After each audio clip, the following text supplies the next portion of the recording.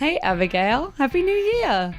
Happy 2018. Can you believe it's 2018 already? Oh, we're on episode 10. We launched a podcast and now we're in a new year. It's exciting. This is the second year of our podcast. Yay! Now I can officially say that. I like that. Well, I think this podcast is very timely, right? What are we talking about today? Well, today we're actually talking about how to make New Year's resolutions that actually succeed. I'm kind of fascinated and obsessed with habits and habit forming. And so we're going to talk today about secrets behind habit forming and making that habits that actually stick. So New Year's resolutions that can actually go forward. Oh my gosh, how much do I need this podcast? Let's delve right into this right now. Hi, I'm El Kwan in Hong Kong, and I'm your host of the Hand in Hand podcast. We're a non-profit from San Francisco operating globally, and we decode children's difficult behaviors one parenting challenge at a time. And I'm Abigail Wald, founder of realtimeparenting.com and also a certified hand-in-hand parenting instructor.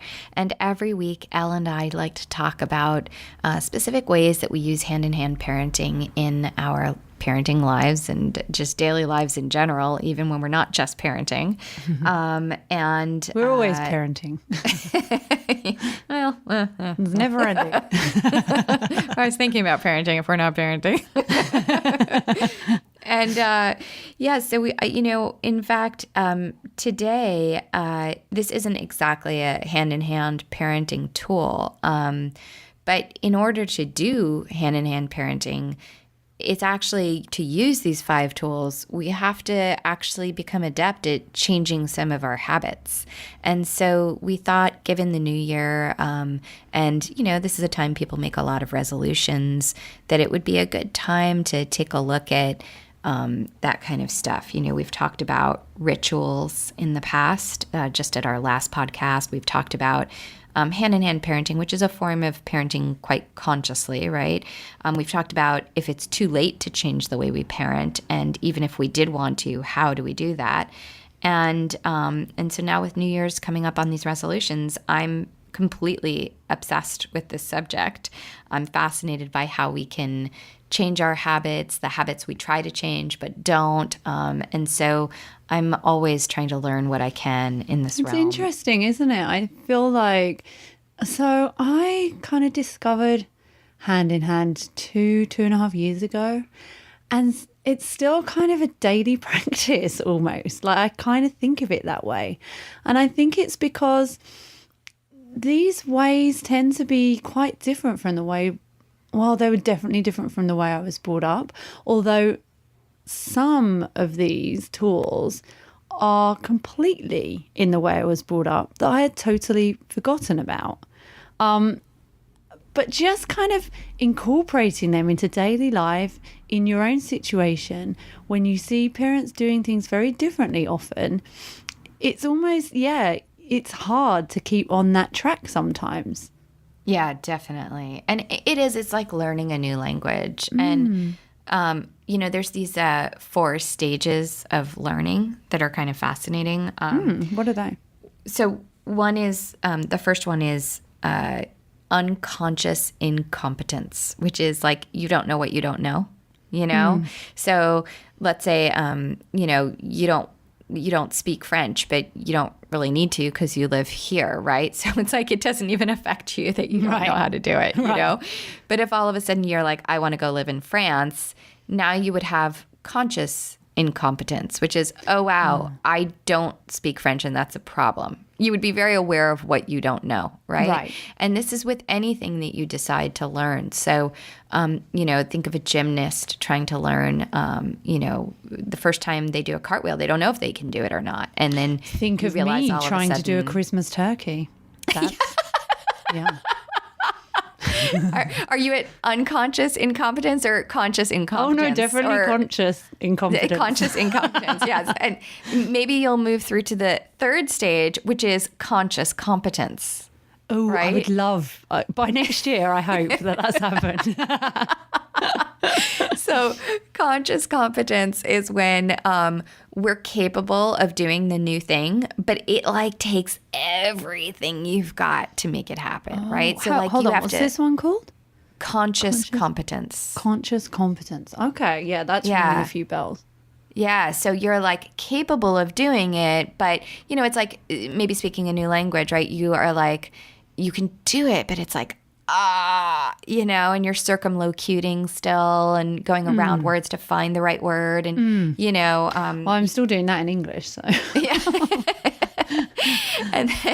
and then, you know, if you think of the gymnast, this is like you can do the routine, but it's like, you know, you're really like having to focus. And then, you know, where you're winning the gold medal, right? That's when you're at unconscious incompetence. It's like deep in you, right? And you don't even need to think. So if this is the new language, this is like now you're dreaming in that new language, or you had a car accident, God forbid, and you're able to get out and immediately rush to the person and talk in the new language, right? Oh, wow. You can do it even in the heights of emotion. You know what I mean? Yeah. And so yeah, or in your sleep, you know, you really now have that unconscious competence where you can just very clearly, very easily, it's just in you, right? And that's the highest stage of mastery.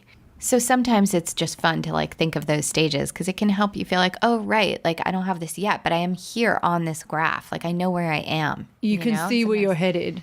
Yeah, it's helpful sometimes, you know? And I mean, I don't know. Maybe there are people who are just unconsciously competent all the time, but I still waffle even with these tools after, you know, 9 years of doing them almost. It's still like, oh, look, unconscious, competence. Right. And then, oh, wow, conscious competence. Hold on, let me do this. And then sometimes it's like conscious incompetence. And I'm sure there's still places where I'm unconsciously You're talking about dreaming. I'm dreaming. I'm dreaming for that time where I just do it automatically. You know, there's not a massive thought process. Yeah. That's well, what I'm you know, it aspiring. turns out there are actually secrets on how to create change that lasts, like how to create new habits that actually work. And there are things that really do help. So I thought it'd be fun if we kind of shared some of those. Yeah, indulge me in those, please. So one of them is something called habit stacking. Okay. So, you know, if you want to learn to journal, for instance, right, you could maybe put your pen right near your toothbrush, right? So you know you brush your teeth every morning and you know that's actually a good time to do your journaling. You could do that. What, So- while you're brushing your teeth?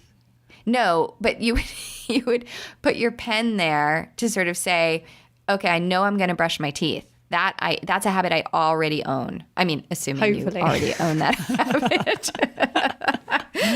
And so you put your pen there to know, like, your habit stacking. You're knowing that you so brush the your next teeth. thing on your list That's is right. you're gonna. Oh, I see. Go journal. Okay. Now, only if that's a good time for you. Like if you brush your teeth in the midst of morning madness, that's not a good time. Right. I Right. see.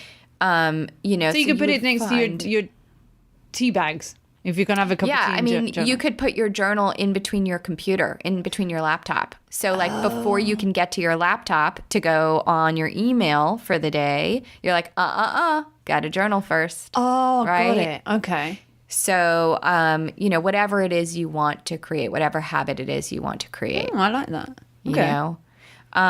So finding the action you could take that would attach it to a habit you already own.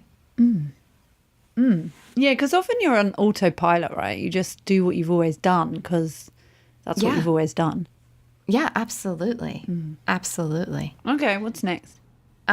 So another thing that really helps with building new habits is to connect it to your identity. So this is fascinating, but I read an article recently, a study about how that they found that was like a very motivating factor for people. And it reminded me, so I used to smoke years and years and years ago, which actually makes sense because it was part of my identity back then, right?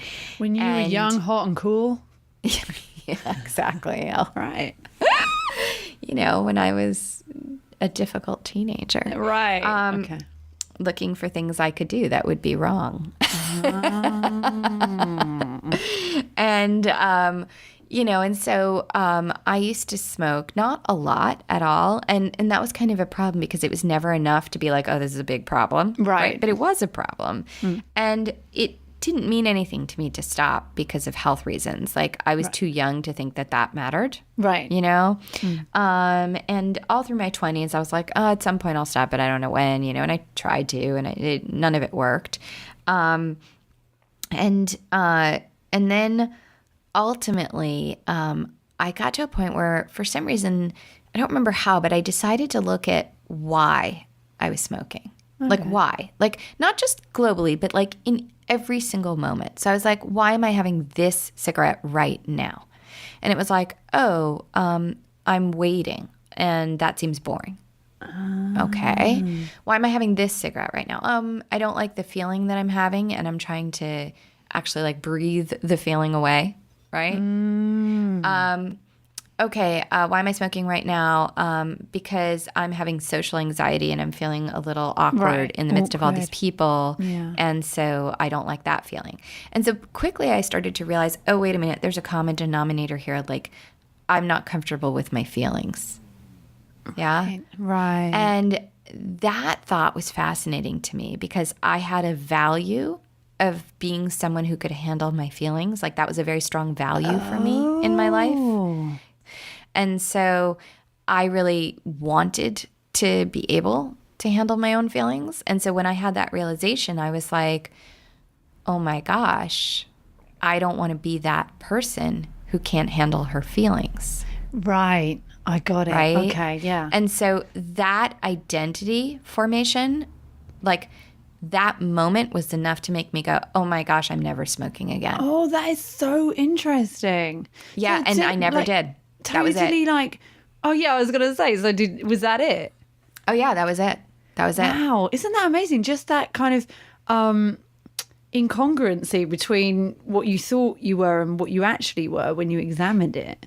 Yeah. And there's one other thing I did in there that also ensured my success, which is actually tip number 3. And I will say that in a moment. But, what was interesting is I didn't know at the time that I was doing these things. I just knew it worked. And now that I've gone on to study so much about habit forming, because I think it's a critical piece of parenting, right? For us to be able to form habits that are positive for parenting, but also for us to be able to teach habits to our kids. And so I'm fascinated with this subject. And so as I went back and learned all this stuff, I could go back into my life and go, oh, that's why that worked, right? Okay, yeah. So this could even be helpful with, I don't know, my daughter's like very forgetful. So I'm wondering if some of this stuff might be useful for her and getting homework done maybe. Yeah, it could be fun to figure out a habit stack with her. Yeah. So tip number 3, what I also did at the time was I told myself that I didn't have to quit smoking. That actually all I had to do was not have a particular cigarette at a moment. So if I wanted a cigarette, I could absolutely smoke again. I wasn't quitting. I was simply not going to have that particular cigarette for 10 minutes. I was going to sit with my feeling for 10 minutes. And if 10 minutes later I still wanted to have that cigarette, I could. Wow, you just came up with this off the top of your head kind of thing? Yeah. And so if 10 minutes later I still wanted to have it, I could have it. And that actually happened, I think, once or twice. But almost always 10 minutes later, I was fine. And then sometimes I'd be like, 15 minutes later, I want a cigarette. And I was like, oh, got to start over. Right. Right. And so I just stuck to that one tiny There's rule. almost like, at Hand in Hand, we talk about this concept of like the kind's limit setting. It's almost like you were doing that with yourself. Oh my God, that's so funny. I didn't even think of it. That's so funny. Yes. Yes. And that's true. I think often with habits, we're very, especially these New Year's resolutions, it's like a competition to see who fails first often. Yeah. Who falls off first. When you're on January 1 or whatever it is, can I keep going till February? We're quite harsh with ourselves. Yeah, it's really hard. I think that we set ourselves up to do these huge things. And that really is tip number 3, which is make the smallest change you can make. And again, this goes right in line with what we know from Hand in Hand of, if you trip your own limbic system, right? If your brain perceives what you're doing as unsafe, and again, if it's a big change from what you've been doing, even if it's a healthy change, your brain perceives it as unsafe because it's such a big change. It's like you've sort of tripped that tripwire in your brain. Right. So make the tiniest change you can that doesn't trip the tripwire. If I had told myself you have to quit smoking, you're never going to smoke again, I would have been like, no. But I was like, no, you just have to wait 10 minutes. Oh, that I can do.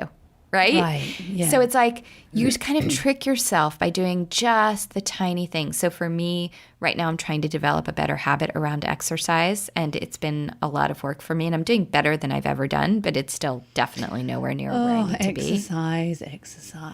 It's really hard for me. Exercise word. Yeah. I know. I'm not there yet.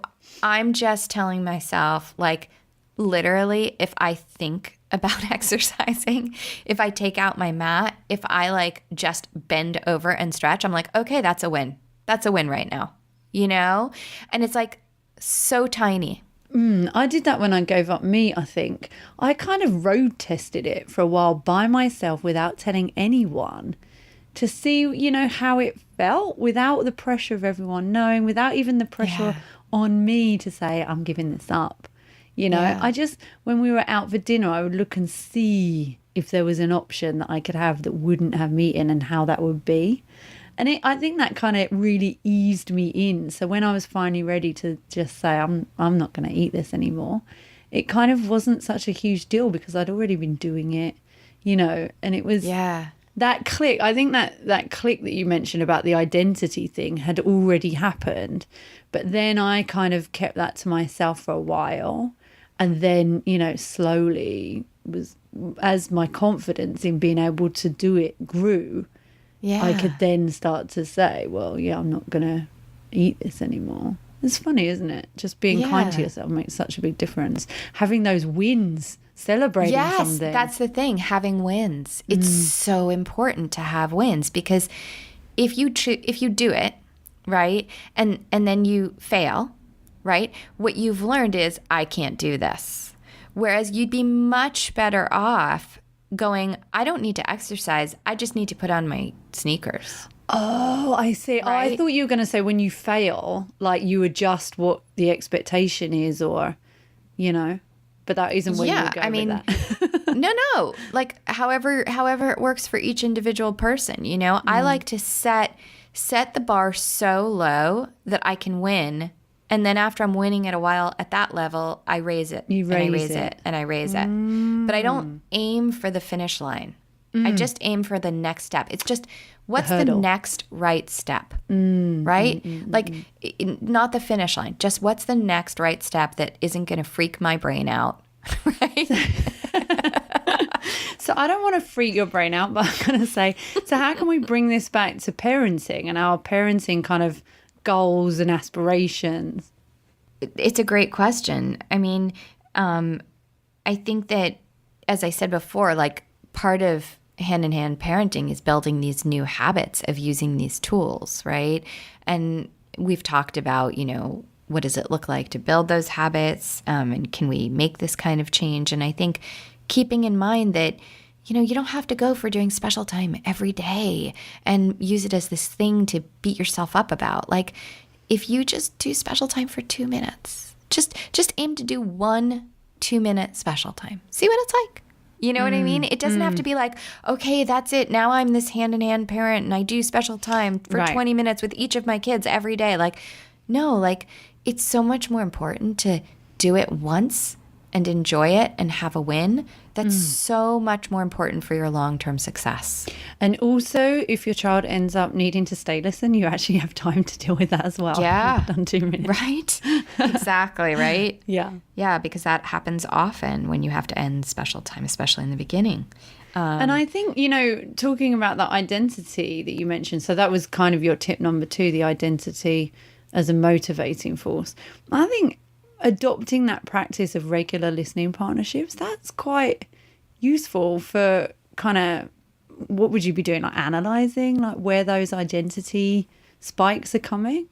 Sure. I mean, listening time is so useful when you have a listening partnership for anything. So you could work through, I have used my LP time to work through my exercise issues, right? Which is like my memories of dodgeball.